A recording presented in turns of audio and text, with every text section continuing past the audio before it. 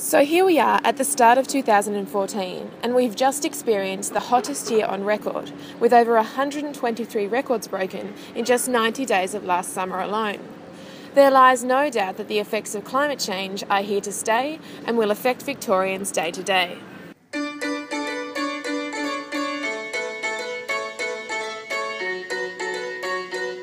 My name is Alianne Rance, and I'm a research scientist with the Victorian Centre for Climate Change Adaptation Research, or VCCCAR. Climate change means that we will have more variability in the weather that we experience.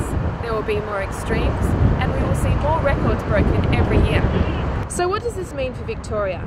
Well, broadly, this means the number of hot days and heat waves has increased over the last few decades and are expected to continue increasing into the future.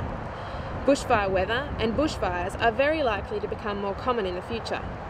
Over the last 30 years, there has been a consistent drying trend, with Victoria experiencing a 10 to 20% reduction in autumn and winter rain over the last 20 years.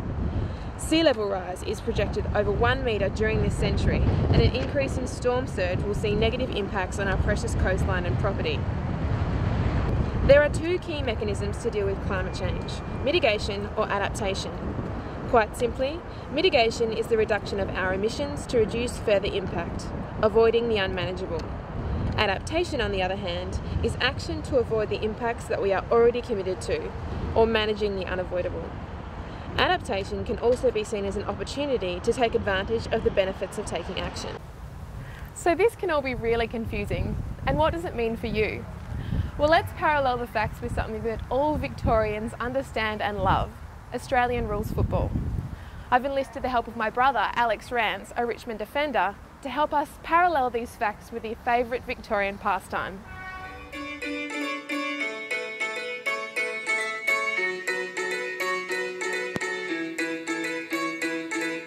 So Alex, thanks for joining us today. You're coming up to your 100th game of AFL this year, and you've been playing for over a decade now, plus we watched Dad play lots when we were little. AFL's pretty much a lot of your world, but have you noticed climate change at all? I guess I'm conscious of it because of what you do.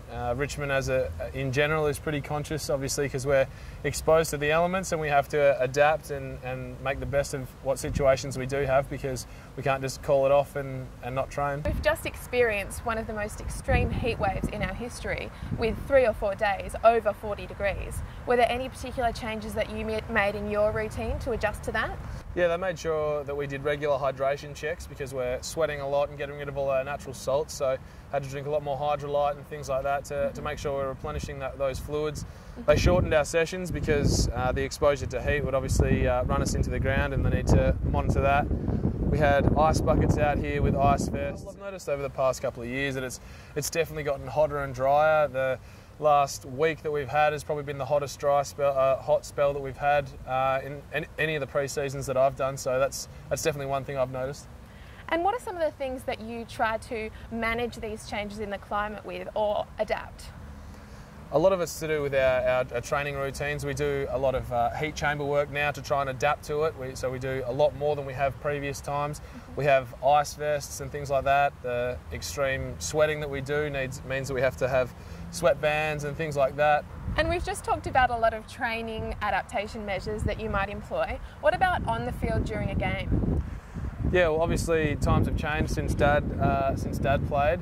We've got new stadiums and new technology, like we've got Etihad, which is one of our home grounds, as well as the MCG.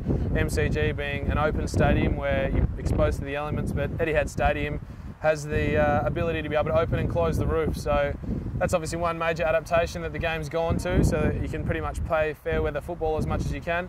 Yeah. Recovery protocols are obviously had to change with the increasing of heat, and new rules that are being brought in as well, like interchange caps and things like that, pretty much make it harder on the players as well. So we've got to get fitter as a group, which means we have to cope with the elements. So we've talked a lot about extreme heat, especially given the heat wave that we've just experienced.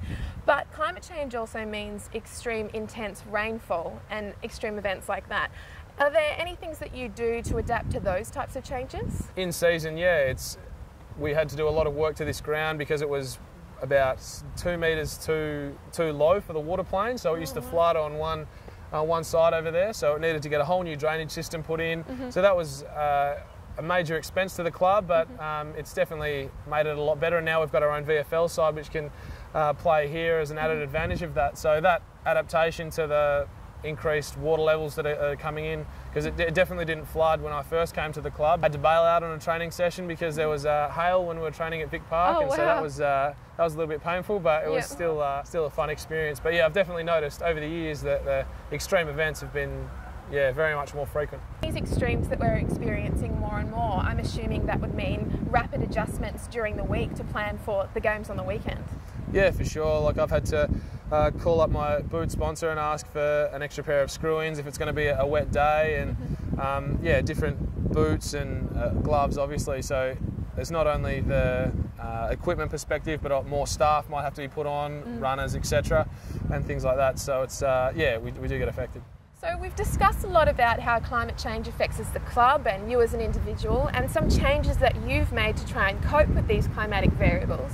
But are there any points that you'd like to make to our viewers or to the community about how they can change the way they react to the climate?